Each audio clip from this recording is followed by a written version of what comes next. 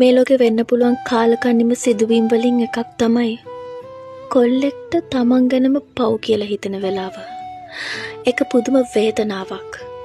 තමන් දැකපු හීන එකින් එක ඇසිදිරියම බොඳ වෙලා යනකොට, ආදරය කරපු මිනිස්සු එක එක්කෙනා ජීවිතෙන් යනකොට, ජීවිතේ ගොඩ දාගන්න ආසාවෙන් කරපු කියපු දේවල් කිසි තේරුමක් නැහැ කියලා දැනෙනකොට, ඒක හරි වේදනාකාරී. බඩට නොකා කාපු කට්ටවල් මතක් කරනකොට ලැබුණු දෙයක් නෑ. කාලේ විතරක් ගෙවිලා ගිහින්. කොල්ලෙක් Tamanට විතරක් අනාගතේ ගොඩනගා ගන්න හීන දකින්නේ නෑ. ඒ දකින හීනේ ඇතුලේ ආදරණීයන් ජීවත් වෙනවා.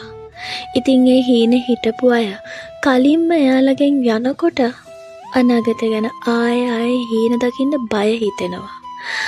ඉතින් මෙහෙම වෙනකොට නිතරම හිතෙන්නේ එකම එක දෙයයි. මං හරි පව් බං.